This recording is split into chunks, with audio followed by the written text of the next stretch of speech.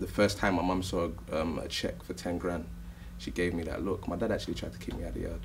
I was at Pupsy still. And my mum saw a check for 10 grand and she gave me that look. And then she said, let me see where this goes.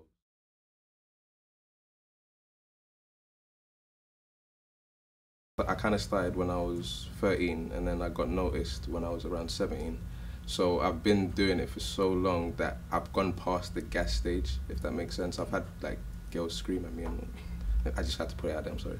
But yeah, I've had girls kind of like scream at me, and so I know it's out there, but I kind of don't want to get comfortable with that, if that makes sense. I always want to keep it with the music. Like my main focus, it will always be about the music and how it affects people and how it touches people and everything. But I always appreciate the fact that people actually acknowledge it.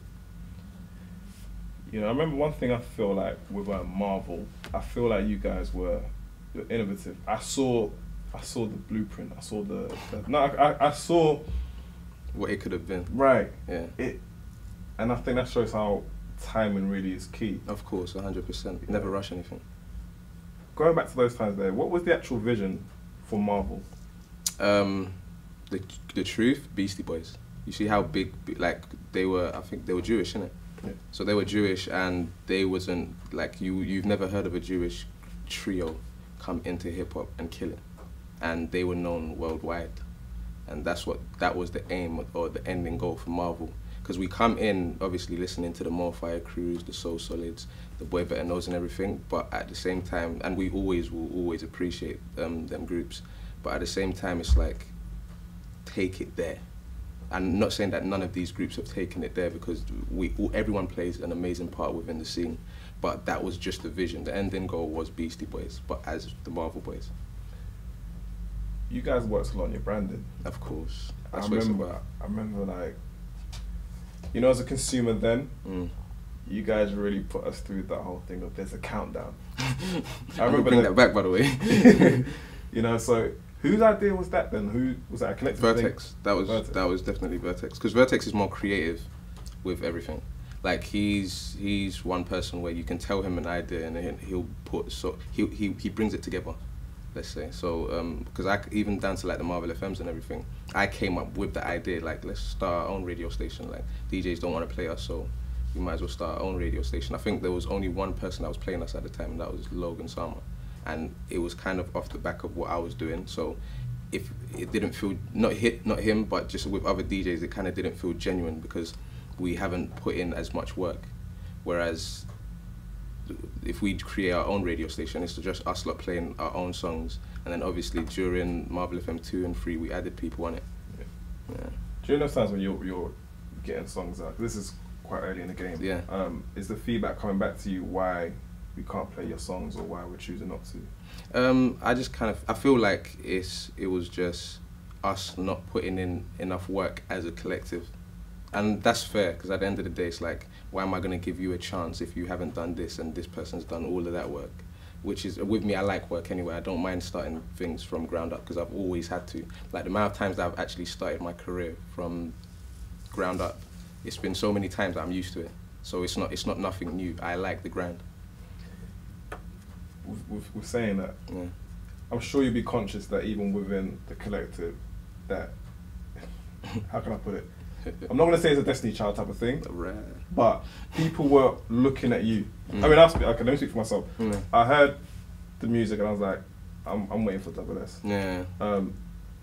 Does that get to you? I mean, when it gets to you, I mean, does that opinion feed its way through? It doesn't, because I've heard it all my life, but at the same time, I've always known Shocker and Vertex are good. You know, it's like, I've got my music at the moment where I've got like a good 20 songs that people haven't heard. And I'm listening to it like, when these lot hear this, they're going to be like, this flow's crazy, or this chorus is crazy. And it's the same thing with the Vertex and Shocker. I've always known they're dope, but I just had to make everyone else believe. And at the same time, it's like they're the people around me that I know and understand, and I know that they understand me.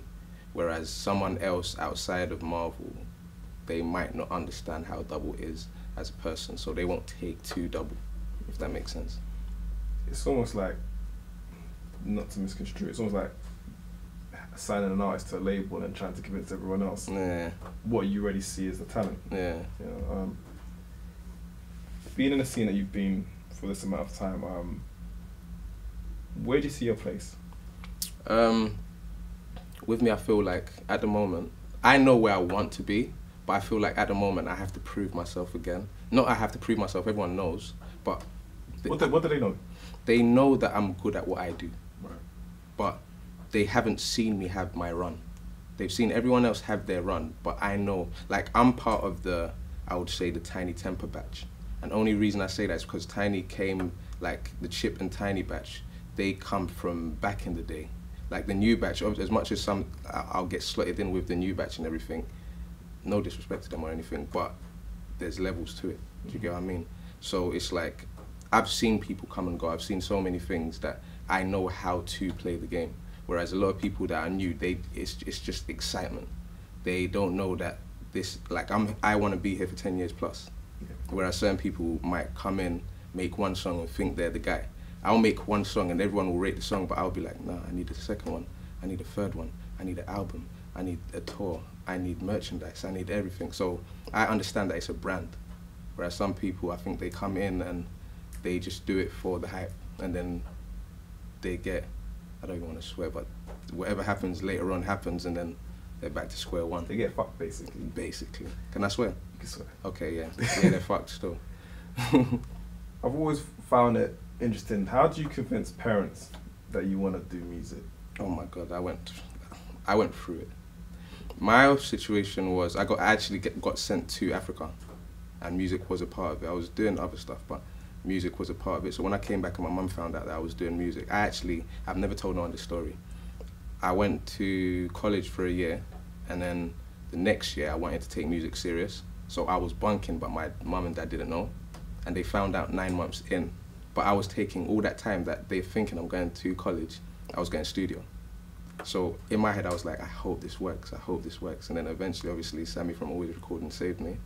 And then the first time my mum saw a check for 10 grand, she gave me that look. My dad actually tried to kick me out of the yard. Large up pupsy still. And my mum saw a check for 10 grand and she gave me that look. And then she said, let me see where this goes. Then she saw me on TV, then she said, do what you have to do. That's exactly what happened. And then after that, it's like, even when things ain't going as well, she's still got my back because she knows I'm not stupid, I'm not out here doing dumb stuff. Do you get what I mean? She knows her son. Yeah, of course. That whole thing of, you know, similarly, like, winning over the mum, Yeah. it's a lot. I mean, did you feel at that point when your mum was like saying, actually, you know what, go ahead, that gave you even additional motivation? Because I was shocked. Because imagine your mum and dad, because my dad's strict. So my mum's more the loving one, but at the same time, she might go with what my dad would say. So when she said that, my dad would still be not really on it until he saw me on TV and then thought, okay, it's not rubbish. Do you get what I mean? It's like, it's not like you're not doing anything with your life. Like you're out here actually doing something. So let's see where it goes to. Obviously, he tried to tell, African parents, where if your voice goes and bare other stuff. And I was just like, I'll deal with that obstacle when it comes, but for now, I want to do it. This is what I want to do. I put energy into it. It's art. Do you get what I mean? And I don't think parents will ever understand it because it's like they either see it as, if you're not a doctor or a nurse or a footballer or any one of these things, yeah, then you're playing with life. Not knowing that there's a lot of musicians or even business people that get more money than these people, And at the end of the day, whether we like it or not, they're just worried about if you're going to be successful in life. So if I can be successful in this, what's the problem? It might not be an accountant or it might not be a doctor or whatever, but I'm still successful within something. But then obviously there's a point where things take longer than anticipated. Of course. And with that type of father figure who's almost like, I like that. Might make a song like that. Yeah. When it's down times, yeah. Is there still support, or is it like, we told you so, or I told you so? I believe the only person that you should answer to is the guy upstairs, man. And the reason I say that is because he's the only person that will be there for you when them situations come. Because imagine life was actually a straight long road. We would be bored. I don't think in life we're supposed to be perfect. We won't learn from our mistakes, so we're supposed to have them situations, and at the same time, it's like, the down times is when people get at you the most. Everyone that's always wanted to talk rubbish to you is going to talk rubbish to you mostly in your downtime. When you're up and everything, everyone's your brethren. They might be looking at you with a side eye and everything, but everyone's your friend. The people that support you when you're down, those are your real friends.